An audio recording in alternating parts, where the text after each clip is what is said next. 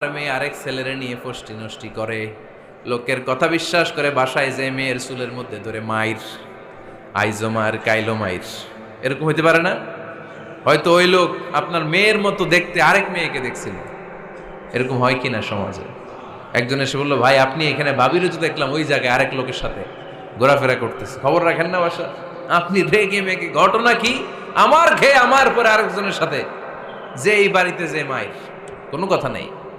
দেখবেন যে ছোট্ট মারামারি থেকে এই ঘটনা অনেক সময় বিচ্ছেদ বা ডিভোর্স পর্যন্ত গড়ায়, ঠিক কিনা? ওই যে শোনা কথায় কান দিচ্ছেন, ফাতাবাইয়ুন, আপনি চেক করেন নাই।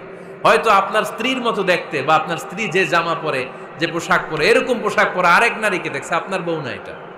আপনার মেয়ের ব্যাপারে যে তথ্য দিয়েছে এটা সঠিক নয়, সে আপনার মেয়ের মতো আরেকটা মেয়েকে দেখেছে, এসে আপনার কাছে বলে দিছে, আপনি বিশ্বাস করছেন। ভেজাল আছে না নাই? এই ভেজালগুলোকে থামানোর জন্য কোরআনে এই বিধানগুলো নাজিল করেছে কে?